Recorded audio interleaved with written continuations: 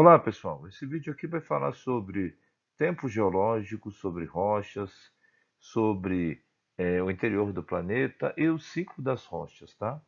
Quando a gente fala sobre tempo geológico, ele está falando justamente da história, da evolução que a Terra teve desde quando ela surgiu até os dias de hoje, tá? Esse tempo geológico ele é medido em escala de bilhões, milhões e até milhares de anos, tá? Então, você consegue fazer essa identificação por meio do estudo das rochas. As rochas, elas são, eu costumo dizer que elas são verdadeiros livros que a natureza deixou para o ser humano interpretar o que aconteceu no passado com o nosso planeta. Aí no canto da esquerda eu coloquei uma tabela um pouco simplificada mostrando como que é a tabela do tempo geológico. Você vai verificar que lá no cantinho, na coluna da esquerda, tem um nome chamado éon. Esse nome éon, gente, significa que é uma grande quantidade de tempo e que vai representar em bilhões, escalas de bilhões de anos, as grandes mudanças que aconteceram na Terra.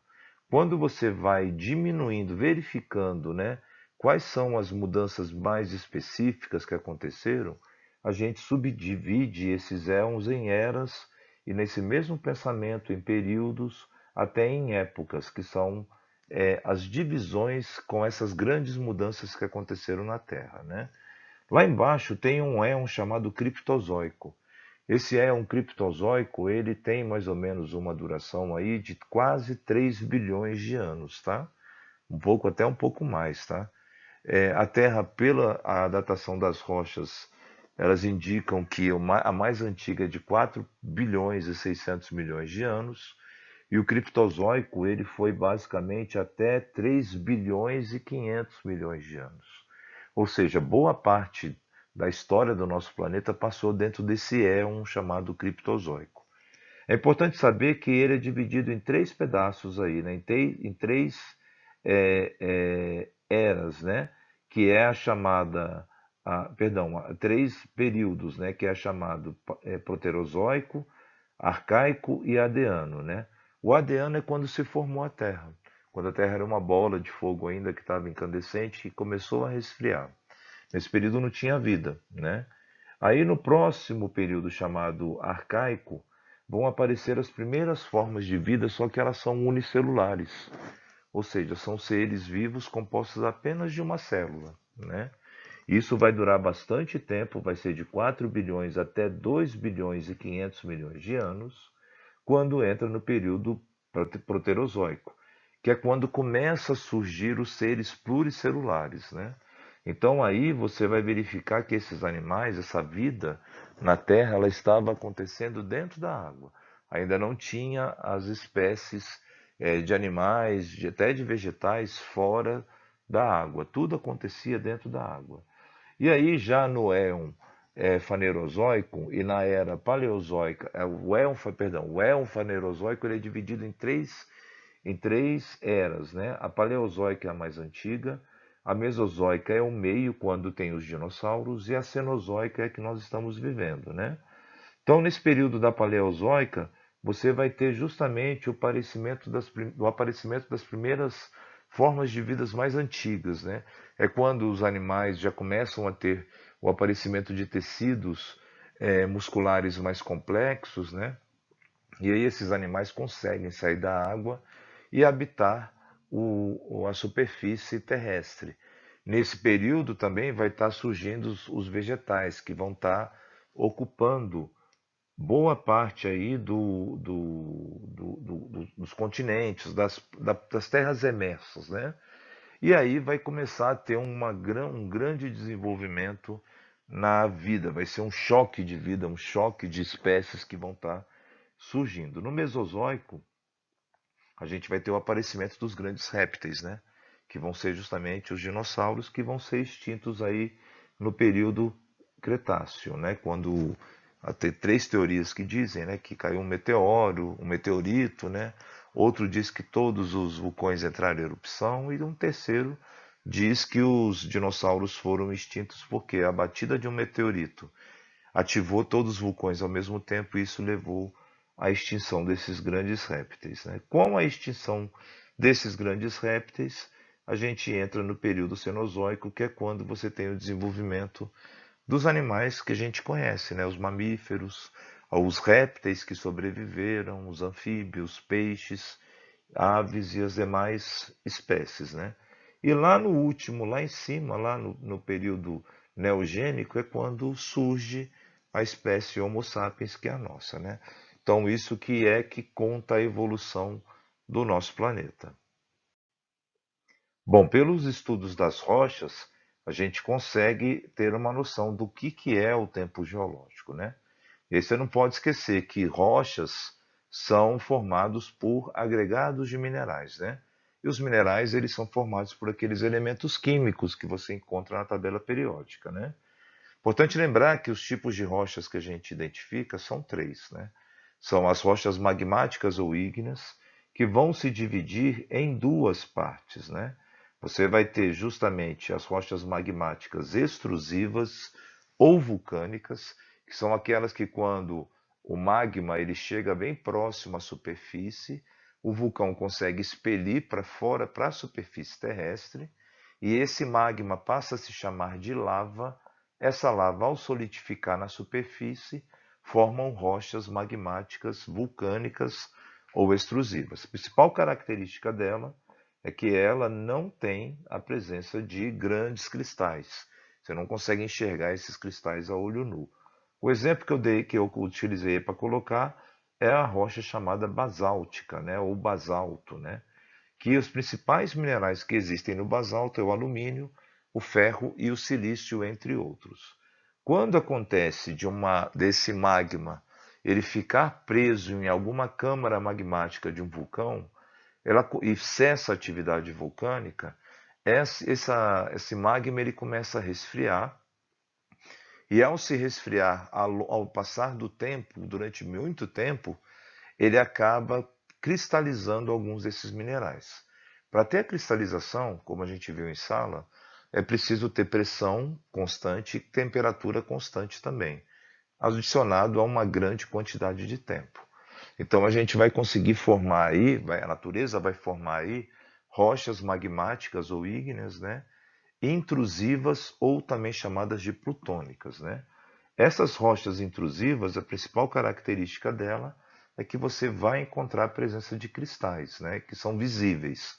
Um exemplo disso é o granito e os minerais que constituem essas rochas magmáticas intrusivas são basicamente o quartzo, o feldspato, a biotita, além de outros tipos de minerais. Quando uma rocha dessa ela cai em um ambiente que tem muita pressão e muito calor durante milhares e milhares e milhares de anos, essa rocha ela sofre uma transformação provocada pelas altas temperaturas e altas pressões. Ela deixa de ter a sua origem e passa a ser uma nova rocha, né? A gente chama essas rochas de metamórficas, né? Então, por exemplo, o granito, quando ele cai num local que tem muita pressão e uma temperatura elevada durante milhares de anos, ela passa a se chamar gneiss.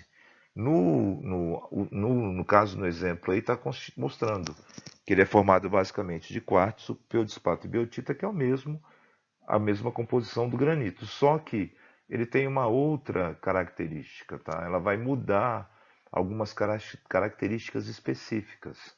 Na sala de aula eu dei o exemplo para vocês do calcário, que é uma rocha sedimentar, que quando ela cai em algum ambiente na litosfera, na crosta, aonde tem uma grande quantidade de temperatura e de pressão constante por milhares de anos, o calcário se transforma em mármore, né? O mármore é um tipo de rocha metamórfica, tá?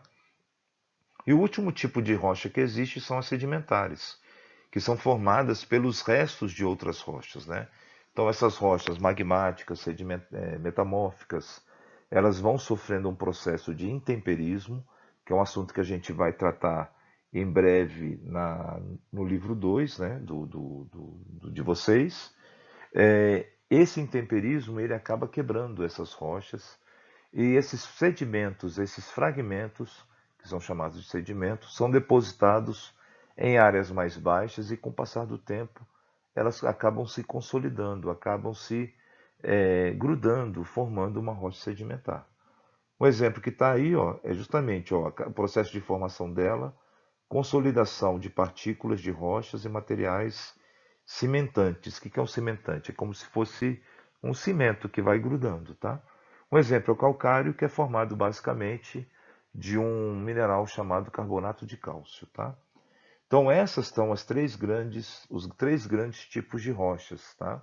Que a gente estuda e que por meio dele os geólogos conseguem identificar o que aconteceu na Terra, como foi o passado, quais são as potencialidades minerais que um local pode ter, né?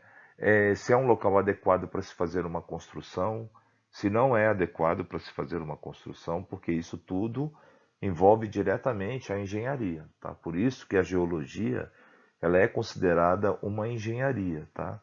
Se você quiser explorar algum determinado tipo de mineral em uma mina, você precisa de um engenheiro de minas que basicamente tem o conhecimento geológico todinho diante disso, tá? Com relação às estruturas geológicas, são as grandes divisões que a crosta apresenta, que a superfície apresenta. Então nós vamos ter aí basicamente os escudos cristalinos, o nome já diz. Se tem cristalino, você vai encontrar rocha magmática intrusiva, tá? Você vai encontrar o processo de cristais. Lembrando, como a gente falou em sala também, cristal não é rocha, tá? Cristal é justamente a cristalização dos minerais. E isso se dá a grande temperatura, a grande pressão, durante milhares de anos, né? Na sala de aula eu comentei com vocês também que nosso corpo, que tem pressão sanguínea constante e que tem uma temperatura constante, quando você não bebe tanta água, o seu rim começa a cristalizar alguns minerais, né? Então você, dependendo quando está com excesso de determinados minerais na corrente sanguínea, você pode levar a cristalização. E quando não ingere água, né? Não é suco, não é leite, não é refrigerante, não é chá, não é café, é água, água pura, tá?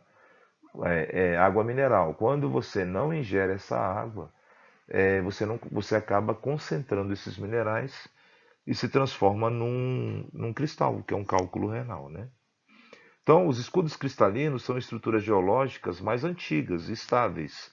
Por exemplo, onde nós moramos aqui em Brasília a gente está no meio de um escudo cristalino. Tanto que aqui perto tem uma cidade no estado de Goiás chamada Cristalina, né? Que você encontra isso, tá? E são formados basicamente por rochas cristalinas, ou seja, magmáticas intrusivas, e por rochas metamórficas, tá? As bacias sedimentares são aquelas que são formadas pelos acúmulos de sedimentos, né? Então você tem algum local que está sofrendo intemperismo, está se quebrando muitas rochas, e esses sedimentos eles acabam sendo consolidados, sendo cimentados nas partes mais baixas, tá? Então nesse local é importante você lembrar que no escudo cristalino você encontra uma grande quantidade de minerais metálicos, tá? Quando eu falo mineral metálico, eu estou falando de ferro, estou falando de ouro, estou falando de cobre, estou falando de prata, estou falando de bauxita. São minerais que têm uma importância econômica muito grande para a nossa sociedade. Já nas áreas das bacias sedimentares, você vai encontrar os minerais de origem fóssil, né? Ou seja, já foram vivos há muito tempo atrás. Fazendo o link com a com a tabela do tempo geológico, é aquele período do Criptozoico, onde aquela grande quantidade de seres vivos lá, a vida se desenvolvia na água, aquilo ali acaba morrendo, sendo depositado e cai areia por cima, que vai sendo o processo de formação do petróleo. Então, quando eu falo de combustível fóssil em bacia sedimentar, você vai encontrar petróleo, você vai encontrar carvão mineral, você vai encontrar gás natural, só que você tem que lembrar que o petróleo ele só é formado em ambiente que já foi fundo de mar. Então, se por exemplo, aqui em Brasília tem algumas áreas de sedimentares, mas não foram fundos de mar. Então você não encontra petróleo aqui, muito menos carvão mineral, muito menos gás natural. Já em áreas que já foram fundo de mar, aí há uma grande probabilidade de você encontrar jazidas de petróleo, tá? E os dobramentos modernos são antigas, são estruturas geológicas novas, né? Quando se fala novo em geologia, gente, acima de 100 milhões de anos, tá? Que são formados pelas forças internas da Terra, aonde há o predomínio de rochas metamórficas e rochas magmáticas vulcânicas, tá? Esses dobramentos modernos, eles acontecem justamente quando uma placa tectônica se choca com a outra, na borda de placa tectônica, tá? Aonde acontecem aqueles limites que a gente já estudou também, que é o limite convergente, divergente e o transcorrente, né? Nessas áreas é que você vai encontrar esses dobramentos modernos. São as cadeias de montanhas mais recentes que a Terra produziu, que tem em torno de 100 milhões até 300 milhões de anos, tá? Já os dobramentos antigos é o resíduo, é o resultante, é o que sobrou. É o que sobrou de antigas áreas de montanhosas e que estão sendo desgastadas pelo passar do tempo, pelo intemperismo, que é a quebra dessas rochas, tá? Então você vai verificar que já são áreas que não têm uma grande elevação. São áreas com uma altitude elevada, mas elas não têm a mesma altitude de um dobramento moderno. Por exemplo, a Cordilheira dos Andes tem altitude que chega em média de 2.000 a 4.000 metros de altitude. Aqui no Brasil a gente tem alguns resquícios de dobramentos antigos que a altitude não passa de 2.000 metros. O ponto mais alto do Brasil nem tem 2.000 metros, tem 1.993 metros. Aqui onde nós estamos em Brasília, nós estamos acima de 1.000 metros. Então já são áreas aí que você tem a história geológica conta que num passado possivelmente aconteceram montanhas, mas que hoje isso tudo está sendo desgastado pelo tempo, tá? E no cantinho aí à esquerda eu coloquei o interior da Terra de acordo com a geofísica e com a geoquímica, tá? A geofísica é aquela que vai estar estudando o comportamento dos elementos no interior da Terra, né? E aí o interior dela é dividido em litosfera, astenosfera, mesosfera e endosfera. E a geoquímica vai estar estudando a composição química desse interior da Terra. Então você tem aí a crosta, né, tem uma divisão de silício e alumínio, silício e magnésio. Você tem aí o manto superior e o manto inferior. O manto superior ele tem uma característica não tão líquida, mas um pouco mais pastosa. Já o manto inferior ele já é líquido, mas tem um pouco ainda de uma certa densidade. Próximo ao núcleo, você tem o núcleo externo, que é totalmente líquido. A rocha está tão derretida, está tão quente devido às elevadas temperaturas e pressões, que as rochas se encontram em estado líquido. E lá no meio a gente tem um núcleo, que é constituído basicamente de níquel e ferro. Aí você pode perguntar, Marcelo, mas como é que o ser humano sabe disso se ele não conseguiu mandar nenhum aparelho lá embaixo, né?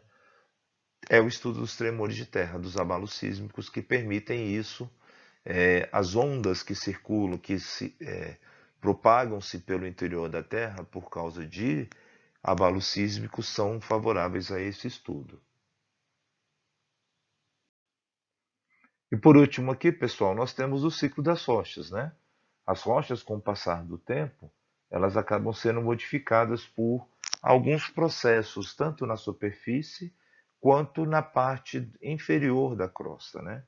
Então, por exemplo, uma rocha magmática, né, que aí você pode ter tanto a extrusiva como a intrusiva. Quando ela sofre um processo de pressão e calor, ou seja, há algum movimento na crosta que essa rocha, ela entra em um local que ela fica sendo pressionada e com um calor constante por milhares de anos, ela vai se transformar numa rocha metamórfica. Se por acaso uma rocha metamórfica cair em um ambiente que tenha a presença do magma, né, ou da lava, essa rocha ela acaba se fundindo, ela faz a fusão e ela volta a ser magmática. A mesma coisa acontece se uma rocha magmática ou metamórfica ela sofrer um processo de intemperismo e ser levada pela erosão para uma parte mais baixa, ela vai formar uma rocha sedimentar. Mas uma rocha sedimentar, ela também pode cair em um ambiente devido a um movimento na superfície, que faz com que ela caia num local onde tenha um magma, ela vai se transformar numa rocha magmática. Ou mesmo cair em um ambiente onde haja pressão e calor constante, em elevadas temperaturas, elevadas pressões, isso acaba transformando essa rocha sedimentar em rocha metamórfica.